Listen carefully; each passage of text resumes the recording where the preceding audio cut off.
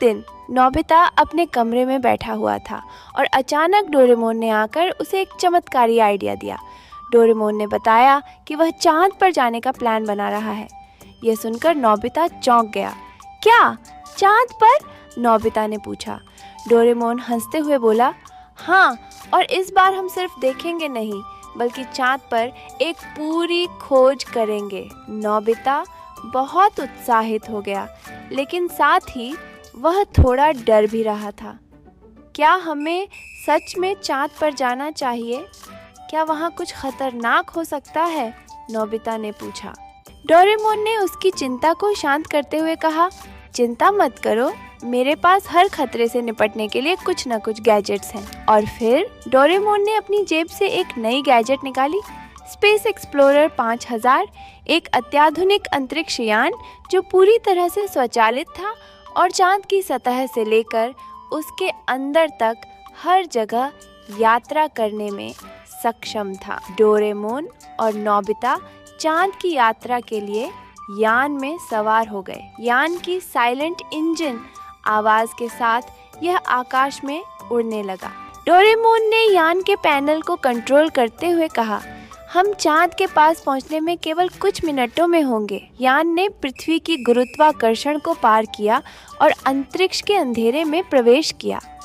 Nobita बाहर देखकर हैरान था, क्योंकि उन्होंने पहली बार अंतरिक्ष को इतने पास से देखा था। दूर दूर तक फैले तारे, विशाल ग्रह और चांद का अद्भुत दृश्य नोबिता के मन में सवालों की झड़ी लगा देते हैं। डोरेमोन, ये कितना सुंदर है, नोबिता ने कहा।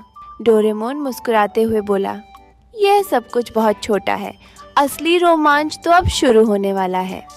जैसे जैसे स्पेस एक्सप्लोरर 5000 चांद के और पास पहुंचता है, नोबिता देखता है कि अंतरिक्ष का रंग बदल रहा है।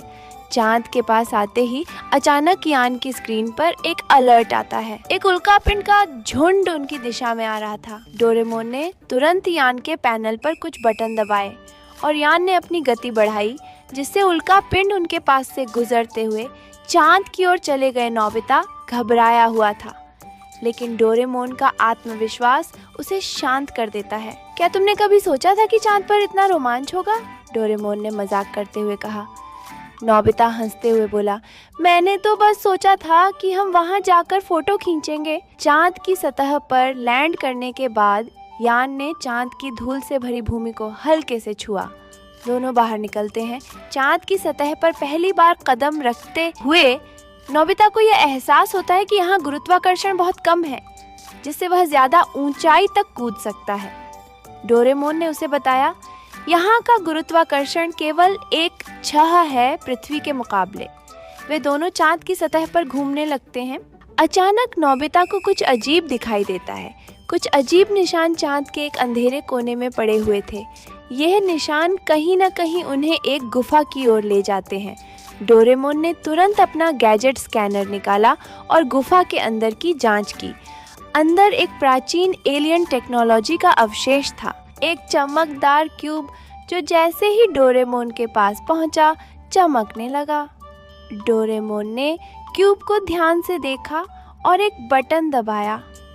अचानक क्यूब से एक विशाल चित्रण उभरा, जिसमें चांद पर एक प्राचीन सभ्यता की तस्वीरें थीं। ये सभ्यता चांद की सतह पर बहुत पहले अस्तित्व में थी और उनके पास अद्भुत तकनीकी ज्ञान था। डोरेमोन ने बताया, यह एलियन सभ्यता हमें चांद पर बहुत पहले आकर अपनी तकनीक छोड़ गई थी। इस दौरान क्यूब से एक रहस्यमय ऊर्जा का प्रवाह होने लगा। डोरेमोन ने बताया कि यह ऊर्जा किसी भी गलत हाथों में जाकर पृथ्वी पर भारी संकट पैदा कर सकती है।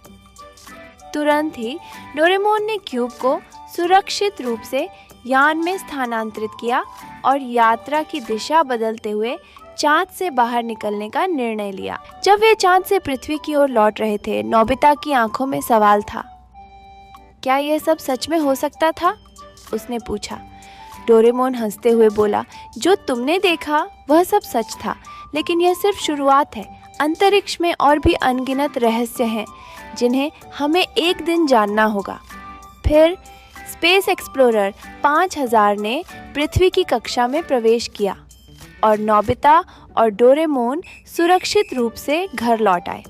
नोबिता ने सिर झुकाया और कहा, आज का दिन कभी नहीं भूलूंगा डोरेमोन। डोरेमोन मुस्कुराते हुए बोला, यह तो सिर्फ एक शुरुआत थी। अगली बार हम कहीं और जाएंगे, शायद मंगल या फिर उस दूर दराज ग्रह पर जो कभी किसी ने देखा नहीं।